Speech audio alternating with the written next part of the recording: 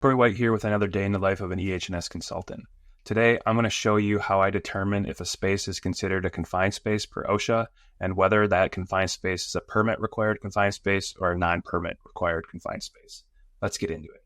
So, to determine if a space is confined and whether that confined space requires a permit, I created a form in Proact EHS.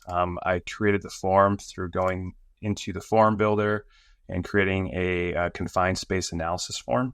So that's the form I'm going to be talking about today. So let's come in here and we'll add a new one.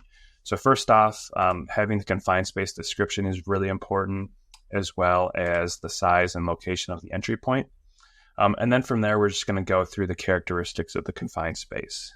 So kind of the key elements to determine whether it's a confined space or not are these three questions. And these three questions come straight from OSHA. So the first thing we want to ask about every space is, first off, is the space large enough where someone could actually get into the space? The second one, is there limited or restricted means of entry or exit? And then finally, is it not designed for continuous employee occupancy? So if all three of these would be yes, then the space would be considered a confined space. From there, we're just going to continue to characterize the confined space. So, we want to know, okay, is there content in the space? What kind of content is it? Are there problems posed to configuration, right? Where maybe people are restricted and things like that. Are there objects or projections that could pose a safety hazard within that space? How about hazards around the entry point, right? Or adjacent operations? Maybe there's something where if something goes wrong at an adjacent operation, it would fill that space with something and someone could, get engulfed. Also, just knowing if that space is mobile, when a space is mobile, the hazards change. So you just need to know about the external hazards associated with that space. And then you just add any other detail here. Okay, so that's kind of characterizing it. So once we've determined it's a confined space, we'll then come and talk about the atmospheric hazards, the physical hazards, and then any other recognized hazards. And from there, we can determine, right, what type of confined space it is. So from a high level, taking a look at atmospheric hazards, pretty much if there's yes to any of these questions, it's going to be a permit required confined space, because there's going to be additional testing that's going to be needed before entering the space. So the first thing we take a look at, right, is oxygen. I think that's pretty basic, right? Is there going to be too much oxygen in the space that could lead to like an explosion, or is there not enough where, someone could suffocate? Are there potential air contaminants? Think of things like combustible dust, right? We don't want combustible dust in the space, right? That could lead to an explosion. How about the work that you're going to be doing? Are you going to be producing air contaminants? So maybe the space is okay when you go in there, but maybe you start welding and you're sucking up the oxygen, and all of a sudden you have less oxygen than you need. Same with maybe a flammable atmosphere during planned work as well. So those are all things we want to be considering. If any of those would be yes, it would be a permit required confined space, because we need to be doing sampling and monitoring to determine, right, that the atmosphere is safe to enter. Next, we're taking a look at physical hazards. So, this is a pretty basic one. So think of like mechanical equipment in the space. I think a prime example are big air handling units. We want to make sure that, those are locked out before we're going in, right? So that's the type of thing we're looking at for mechanical equipment.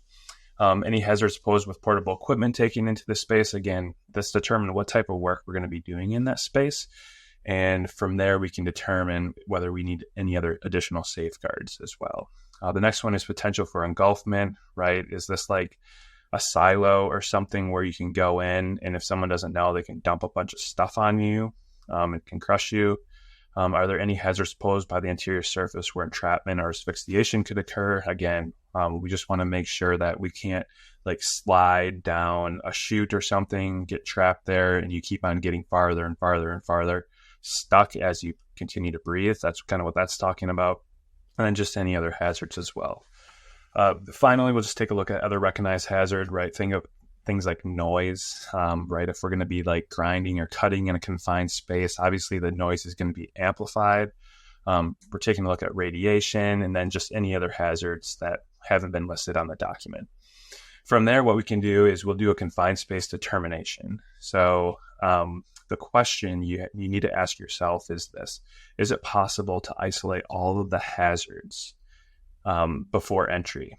And if that is possible, so let's take, for example, if you're going into an air handling unit and there's mechanical equipment and there's a fan in there, you could isolate all hazards before entry by using lockout tagout.